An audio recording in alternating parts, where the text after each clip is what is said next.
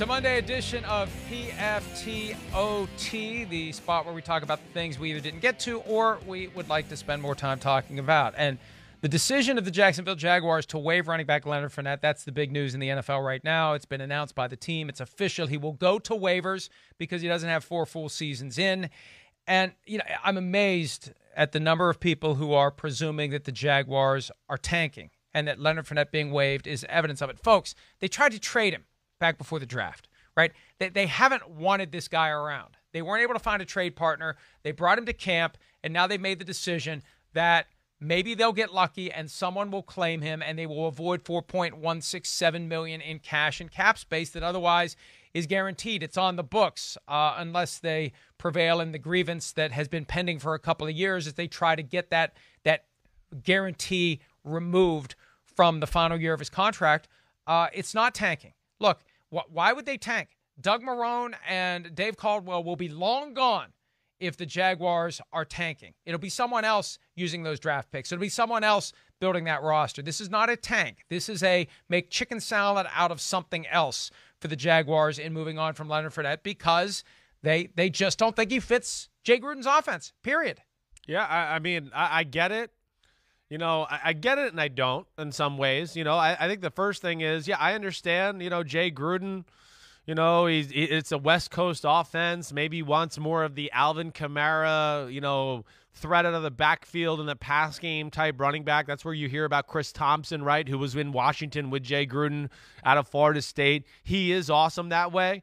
You know, Fournette, you know, anybody can use an in-between-the-tackles type runner. That's where I would just push back against that notion. Like, well, I mean, do you have running plays that run in between the tackles? Oh, you do? Well, then Leonard Fournette can fit in your offense. Now, does he fit the full scope? No, certainly not. There's got to be an issue, something that has arisen, you know, and whether that is Chris Thompson getting more snaps or somebody else getting snaps or Fournette getting taken out in passing situations during training camp, and that's caused them to be pissed off or whatever or caused friction here, I don't know, because it's still – as much as we know he's kind of been a pain in the butt for this organization, this is still surprising. We're going 13 days before a real football game, and he's gone. And I think, yeah, like you've mentioned, it's a pretty steep price tag, but I think he's talented enough that somebody is going to pick him up on waivers, and I'll just be interested to see where it goes. Yeah, and you know what? We've been talking about the teams that should be interested, could be interested, maybe will be interested. Again, they have to be willing to commit $4.167 million. And who knows? Look, the Jaguars are banking on someone saying, we'll take it on. And we talked about Washington earlier with Darius Geis gone. Right. You know, it looked like it was going to be the Adrian Peterson show. Would you rather put your eggs in the Adrian Peterson basket, or would you rather roll with Leonard Fournette in basically the same role, Chris? Yeah, you're right. As much as it pains me to say it, I'd probably rather go with Fournette. Yeah. He's a lot younger, and he's got a hell of a lot more of an upside right now. No doubt. I think that's the big thing. I mean, yeah, Adrian Peterson's a legend, first ballot Hall of Famer, one of the greatest I've ever seen. I don't think he's as good as Leonard Fournette is right now. I mean, Leonard Fournette, at his size with his power, he's still – I mean, he had an 80-something yard touchdown last year. You know, he's a home run hitter that way. You know, we've seen him last year in games, the Broncos, right? He took over the game. They're just, again, I go back to one of my old phrases that I like to say. There ain't a lot of people on earth built like Leonard Fournette who can move the way he can. So that's where he's a special commodity. And, yeah, it's just I'm shocked that this has come to this as far as, you know, the Jaguars just releasing him. But, yeah, Washington, you know, and then you go through a few teams.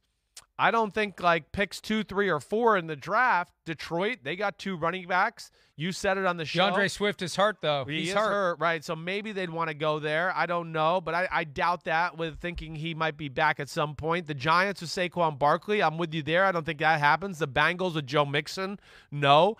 The Dolphins at pick 5 and the Chargers at 6 are the first 2 teams I look at to go, ooh, they might be interested.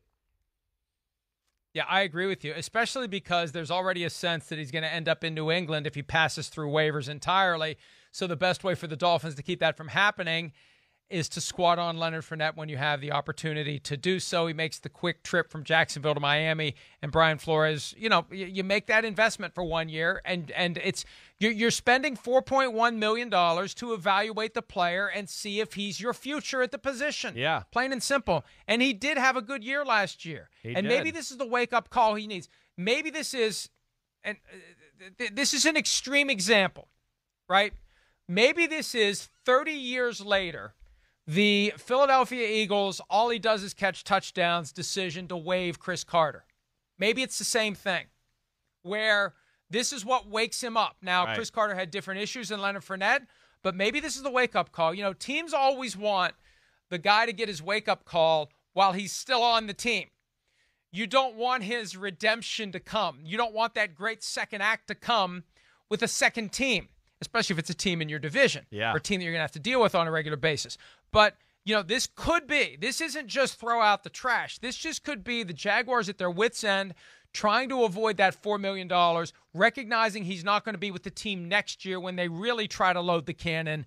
Let's go ahead and unload him and save the money and let someone else jump on this guy, and maybe he ends up being a good player somewhere else. Yeah, no, it'd be interesting to see where it goes. Okay, what about... You think the Jets? You think the Jets would take a flyer on him with Le'Veon Bell in that situation and Frank Gore at his age? That's a lot of money tied up in the running back position because they're not getting away from Le'Veon Bell. unless they trade the Jets, unless they trade Le'Veon Bell to the Jaguars, which I doubt the Jaguars are going to want to do. It just seems like too much money. What about the Raiders? Yeah. They got Josh Jacobs. Would the Raiders be interested in Fournette? I can't imagine. I mean, I would feel like, if Jay Gruden wouldn't want a Fournette in his offense, I'm sure he's called his brother to go, I don't want this guy in my offense, so I don't know if you're going to want him in your offense, which is similar to mine, right? So I can't imagine that. Plus, I think Jacobs is so the guy. Now, the other team that you look at here as you start to go through waivers and you start to think about top picks in the draft, the Tampa Bay Buccaneers got running back. I know they got LaShawn McCoy. I know. Now, McCoy. Right, exactly. Ronald Jones is their guy. Ronald Jones is their guy. They drafted the kid Vaughn out of Vanderbilt in the middle rounds. Right. So, I mean, again, I'm just throwing teams out there where I could go, okay, well, I know Leonard Fournette's better than Ronald Jones. I know that. Now, do you want to deal with it? Do you want to pay him the money? That's a whole different thing. But it's just a team that I could see it at least go, and I go, that makes sense. But after you get to that, then I feel like we don't really think about anybody until Pittsburgh again. And Pittsburgh had, I don't know why. Anybody else in between there, you think? I got the Eagles here. Oh. I got the Eagles. No. The Rams. The Rams, who do they have? Yeah, they got a three-headed monster because no one is stepping up. Right. They got the Cam Akers, the Darrell the kid from Memphis. Henderson. Yeah, Darrell Henderson. Yep, right. So, I mean, I've heard Cam Akers has been doing well out there. But you're right. That's another team you throw out there. I didn't get to the Eagles yet just because I knew they were in the playoffs and Pittsburgh would have the waivers before them. But I could maybe see the Rams. I mean, we even talked about the Bears. Is the Bears? I didn't see Pittsburgh on the list because they're not on the draft list because they sent their first-round pick to Miami. So, yes, the Steelers are ahead of the Eagles. So you're right. They would have dibs over Philly. What about the Bears, though? They would have dibs over both of those teams. Yeah, I mean, the Bears, to me, that would be something I'd be thinking about. Now, I mean, I know they like, and I'm pulling up their roster as we go, but we know David Montgomery got hurt. I am one that is not necessarily the highest on David Montgomery as far as a football player. I wouldn't want him to be my starting go-to guy, but I feel like they maybe feel differently about that. But to me, that would definitely be an upgrade as far as David Montgomery to Leonard Fournette. Let me self-correct myself here. The Bears are actually one spot behind the Steelers. Neither the Bears nor the Steelers had first-round picks last year. The Bears because of the Khalil Mack trade from 2 years ago. The Steelers because of the Minka Fitzpatrick trade. The way that it falls, Steelers would have been 18. Bears would have been 19. Steelers have dibs over the Chicago Bears. So I think that if he's – and here's the thing. Here's how it works. You don't – it's not like you sit around the room and the Bengals go first and then the next one. No, you put in your claim. Right. And they used to publish who made the waivers claims. Now it's very, very guarded. But for one like this, I think this is one where hopefully someone will blab about all the teams that put in waivers claims, Chris, because there's a chance. What's the over-under on waiver claims? 4.5? I'll take the over. I think it's gonna be about 5-6 teams that go for him. I'm gonna go for the. All right. Yeah, you gonna go under or over? Pete says under. I say under. You say over. Yep. 4.5. Let's see what happens. We won't know until Wednesday. Let's try to remember. Pete, keep us honest. We will have moved on to something else by then. But how many teams made a waiver claim on Leonard Fournette? The over/under is 4.5. We'll put that on Twitter and get your thoughts as well. All right. Jaguars running back situation, as we said, Chris Thompson is flashing, but he's 5'8". He's not going to be the every down guy. There are other running backs out there. Devontae Freeman's available. There are some somewhat recognizable names. There always are recognizable names at running back because there are guys that we used to love to have on our fantasy football teams that just don't have it anymore. Is there anybody that comes to mind for you? Is there somebody? I mean, I'm thinking, is there a connection to Marone? Is there a connection to Jay Gruden? Is there somebody that would make sense for the Jacksonville Jaguars?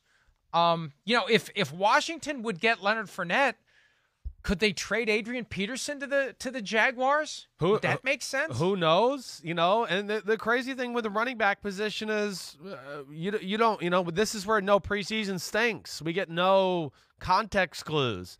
But I wouldn't be shocked if a guy I know that was like, that I love coming out in the draft is already on their roster. Raquel Armstead from Temple. I think they had plans to play him last year, and he got hurt early in the year.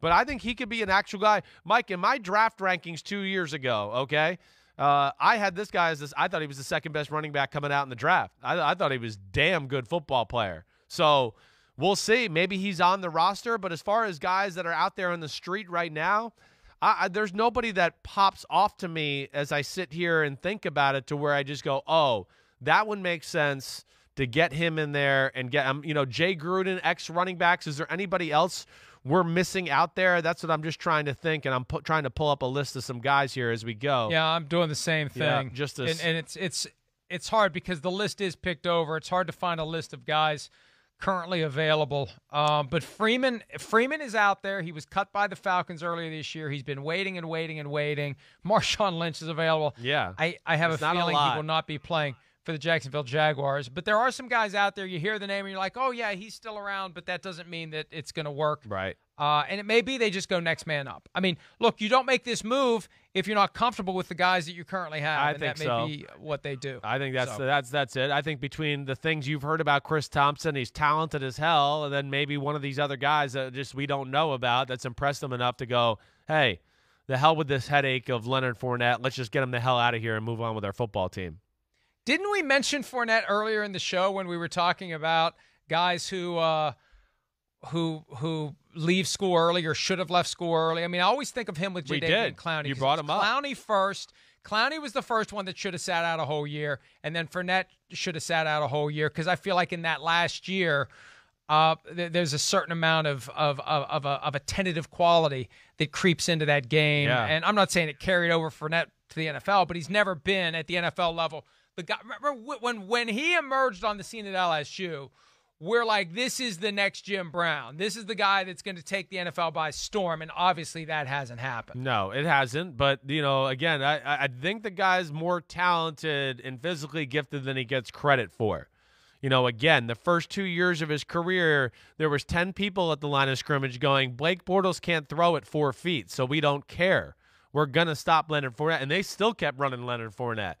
So he's never had that. And then, of course, he himself has caused some bumps in the roads as well.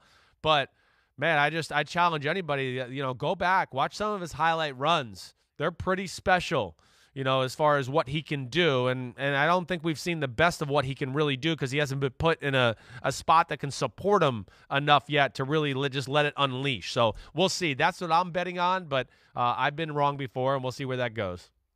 He had a 90-yard touchdown run against the Steelers as a rookie. He had that 81-yarder last year. He had over, I'm doing the math here real quickly, 1,600 yards from scrimmage last year. Yeah. 1,600 yards from scrimmage. Right. And he's available. Yeah. And he's young. Yeah. He's got 3 years of NFL wear and tear, and he's big and he's strong. And remember when we talked about him? That was a day you were on the show. We had the video of him, and he looked like Batman. Yeah. Remember that? Oh. I was scared. The video intimidated me. He's chiseled. The guy is he is huge. He is. He's a freak of nature. It's why you're talking about it, Mike. I mean, it's why he was one of those guys where after his redshirt freshman year, you went, he could leave for the NFL right now. He's ready. You know, and really it became an underwhelming last year at LSU because he got a really bad high ankle sprain early in the year, and he had a fight with that all year. And it led to some underwhelming games early on in that year that I think hurt his stock to a degree. But we'll see where it goes from here. I really do. I think that some team could get a gem right here as far as a steal on waivers that can really improve their football team. And for those of you that didn't see it that day, when you know that phony Batman chest plate that is all chiseled, Fournette was talking with something that was kind of both tight and loose fitting. It was this black shirt. It was like one of those black get in shape like, shirts that like keeps the sweat in almost or something. And you could see the outline of the Batman fake chest plate, although I assume he wasn't wearing the fake Batman Ben Affleck costume under that shirt. That's really how he's built. And man, he's got the potential to be really good here. This is something, and it's going to make for a fun Tuesday. It is. And look, here's the other thing too. I mean, it's been officially announced. You know, we see from time to time that there will be a report or an announcement that a guy's being released. Now, I don't know that the Jaguars can take it back now that they've officially announced it, but how many times have we seen guy's going to be released and then before the end of the day he's traded? He's traded, right. That happens. That happens all the time. I can see that. You smoke them out, and try to get somebody to give something. Conditional 7th round pick, the honorary Ross Tucker pick, anything. Yeah. Which makes me think, Chris, back to our over-under. You say over, I say under. I'm more inclined to say under. I think if there were 4 or 5 teams that were likely to make a waiver claim, somebody would say, we'll give you a 7th-round pick for this guy's contract. I would think so, too. You're right. I mean, you're right. I wonder how much conversations have gone on with Jacksonville trying to trade him. Those are things I don't know. Try to find out. But, yeah, I mean, I really think this could be the kind of guy by the end of today, he can make you look differently in a team. Like I said, if the Pittsburgh Steelers get him off of waivers or somehow get him, I'm going to look at Pittsburgh and go, whoa. Mike might need to put the Steelers like 3 spots higher on his power rankings. That's going to change the thought of how they run their offense, how dangerous they are, and what they can do.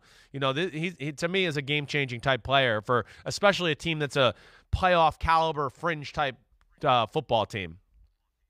Yeah, I'm looking into this question of whether or not they are prevented from basically keeping him and trading him, even though they've announced that he's been waived. You could, it's right? It's not official until 4 o'clock. Right. It's not official until 4 o'clock. Right. So it's not that big of a conspiracy. Who's saying that? Hey, Matt Casey's not producing the show today. Matt Casey, mind your own damn business. It's not a conspiracy. It happens all the time. It does. We see it all the time. Like last week, I feel like. It was the running back from the Dolphins. Right.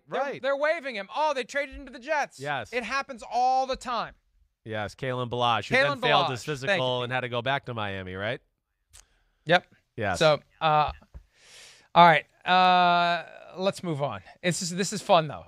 There's a lot of meat on the bone out there as it relates to what happened with Fournette, what will happen with Fournette, and let's not take our eye off the possibility that he will be traded to somebody before the day is over. If nothing else, it's going to make an otherwise boring Monday a little more interesting. Okay, Jadeveon Clowney. How does the Yannick Ngakoue trade affect him? Now, let's put this in perspective. Clowney made $15 million last year from the Seahawks.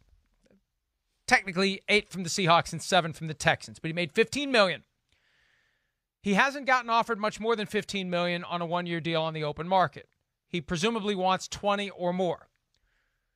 Yannick Ngakoue gets 12 from the Vikings, plus they give up a 2nd-round pick next year and a 5 that could become a 3 in 2022. What do you do? How do you value Clowney in relation to what Ngakoue got? Between the two guys, let's start there. Who do you want, Chris, between Jadeveon Clowney or Yannick Ngakoue, assuming that Clowney is healthy? Which guy do you want? That's not even close. That's not even close to me. You know, again, this is where sacks are overrated. Disruption, F the play up, physical mismatch. Offense has to change what they wanted to do on the offensive side of the ball. Clowney causes all those problems. Yannick Ngakoue's got a great first step and can fly around the edge. But after that, I'd go, there's some other issues with this game. He's 247 pounds, you know, and I think he's got to eat to, like, stay that way. So he can't take double teams on. He's not great in the run game. It's Clowney all the way for me, Michael. Okay, so here's the reality. Because a trade is always done in relation to what you have to give up by way of draft picks or players, what's that value, yep, and what you have to pay the player. Yeah. So now, setting aside that aberration from several years ago when the Browns bought a second-round pick by taking on Brock Osweiler's $16 million fully guaranteed contract, and they ultimately ended up paying $15 because he went back to Denver for $1 million after the Browns cut him. So they paid $15 million for a second-round pick. That's an aberration. Someone told me last night that, roughly speaking, second-round pick is worth $8 million. So the Vikings, when you take the 12 plus the value of the second-round pick, and let's not even try to put a number on the 2022 pick, although that's justified, it's $20 million for Ngakoue. So if it's $20 million for Ngakoue, what's Clowney worth? What should he want? This proves, Chris, that he's justified in wanting $20 million or more. If you regard him, and I do too, as healthy, he's the guy who can F the play up over and over again, right, without ever getting a sack, completely destroy the offensive line, blow gaping holes in it like a torpedo into the hull of a destroyer. That's what you're paying for. And if you're going to pay 12 plus a second-round pick, if we attach a value of 8 to it, for a one-trick pony, all due respect, you're paying more than 20 for Jadeveon Clowney. Aren't you? No, you are. I mean, I guess where I want to just question your math a little bit is like, yeah, but you're getting that $8 million off the books, or you don't have to pay it either. So I think you have to take that into. Well, what do you mean you're getting $8 million? The Vikings don't have to pay $8 million to a second rounder. No. It's not. No. I know the value of the player. Value. Yes, the value of the pick. The value of the pick.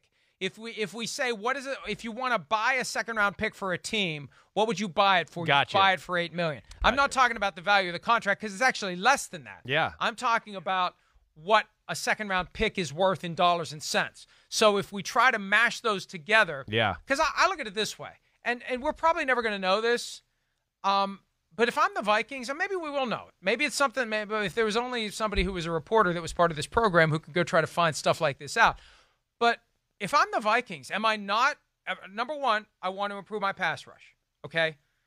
So who's out there? Well, I can trade for Yannick Ngakoue or I can sign Jadeveon Clowney.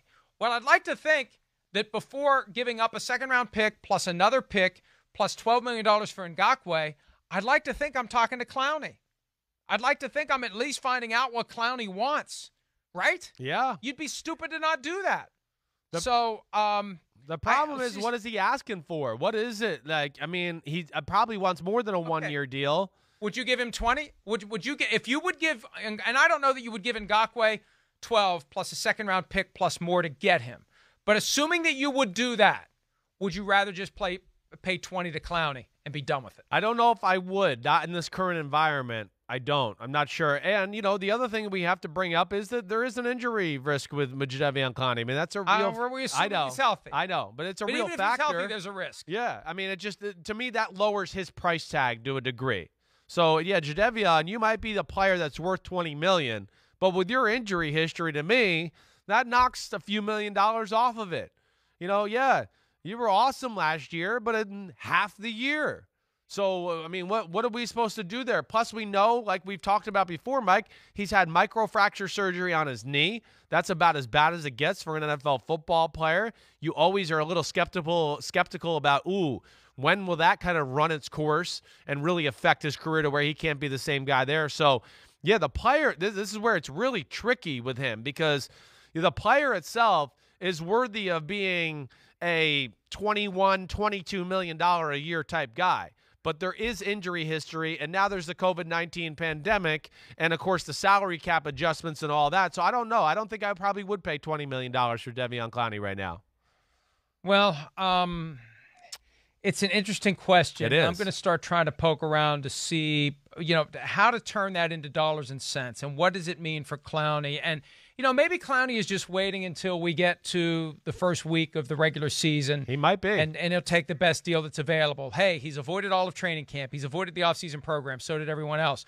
But a lot of times a veteran player wants to do that. Doesn't want to mess around with it. He knows what he can do. He knows how to get himself in shape, and he'll be ready to go. And it's going to be an interesting question now to see if someone makes a run at Clowney and what he ultimately would get.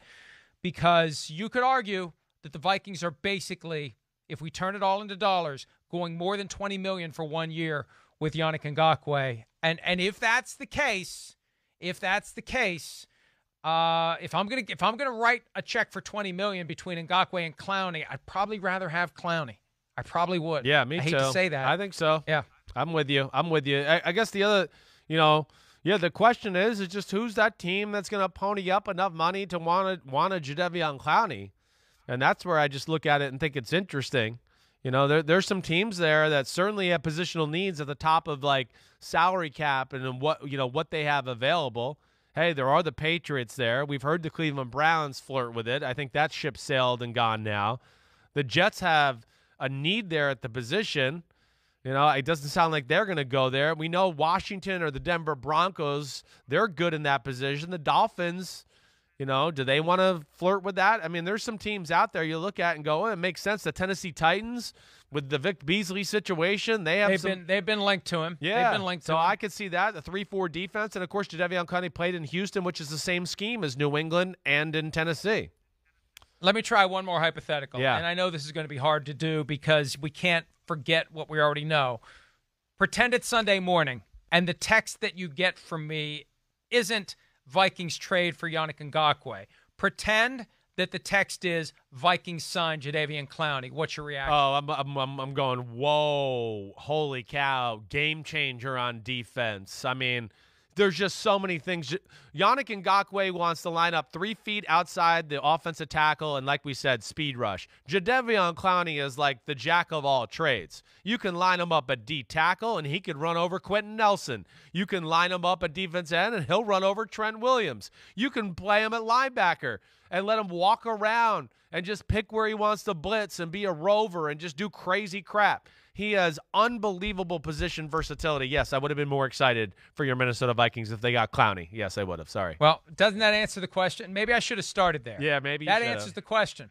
That answers the question. So we'll see what happens with Clowney. We are 10 days away from the first game, Texans-Chiefs, 13 away from the first full weekend of the regular season, and 2 weeks away from that doubleheader that will cap Week 1, Steelers and Giants and Titans and Broncos. It's here. It is here, and it is going to happen. And I can't wait, Chris, and we're going to have you covered every step of the way at ProFootballTalk.com, PFT Live. Do we have an unbuttoned coming up today? Yep, you know it. We're going to break down some AFC over-unders as far as what we're expecting there, break down some other news going on in the NFL, and I think we're even going to do some videos of, like, some ideas of what New England might do with Cam Newton on the offensive side of the ball and kind of show some, some whiteboard pictures of some plays they might run with him and his talents there. Well, Bill Belichick met with the media today, and he declined to say who the starting quarterback is, as if anyone is guessing at this point who it will be. All right, we'll see you tomorrow on Peacock for PFT Live. Check out the digital clips on ProFootballTalk.com. The podcast is available. Sorry we won't be on NBCSN for a few weeks, but you will find us anywhere and everywhere, and we'll see you again tomorrow. Everybody have a great day. See ya.